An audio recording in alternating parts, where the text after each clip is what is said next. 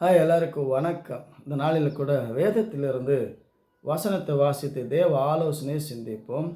2 ராஜாக்கள் புஸ்தகம் 20வது அதிகாரம் 5வது வசனம். உன் விண்ணப்பத்தை கேட்டேன், உன் கண்ணீரை கண்டேன், இதோ நான் உன்னை குணமாக்குவேன். தேவன் நமக்கு சுகத்தை தரணும், பலனை தரணும். இன்னைக்கு பலவிதமான பலவிதமான நோய், பலவிதமான பேய் சடிதியாய் மக்களை கொன்றுவிடும்.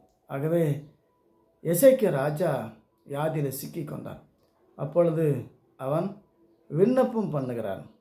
உடனே தேவன் அவனுக்கு பதில் தருகிறார்.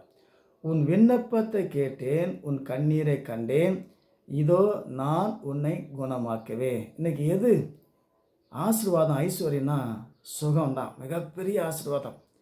நல்ல சடிதியாய் கோபப்பட்டு செத்து போகிறான்.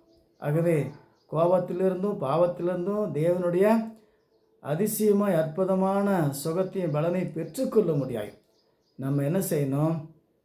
தேவனை நம்முடைய சமூகத்தில் விண்ணப்பம் பண்ணணும், வேண்டுதல் செய்யணும்.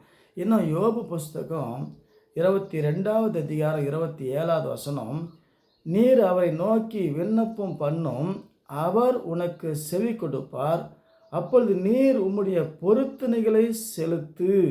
தேவனுடைய சமூகத்தில் நம்ம செஞ்ச பொருத்தனை, தேவனே நான் உனக்கு இப்படி செய்வேன், இப்படி தருவேன், இப்படி கொடுப்பேன், அதே போல் பொருத்தனை பண்ணி விண்ணப்பம் பண்ணி சகலத்தையும் பெற்றுக்கொள்ளுகிற ஓய்வு நாள், பரிசுத்த நாள், மனமகிழ்ச்சி நாள், தேவனை ஆராதிக்கிற நாள்.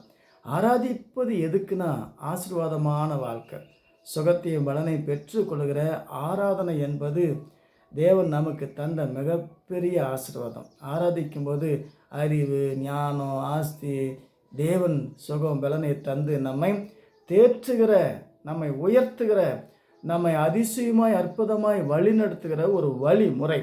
ஆகவே தான் பவுல் சொல்லும்போது 1 கொரிந்தியர் 14:15 நான் ஆவியோடு விண்ணப்பம் பண்ணுவேன், கருத்தோடு விண்ணப்பம் பண்ணுவேன், நான் ஆவியோடும் பாடுவேன், கருத்தோடும் பாடுவேன்.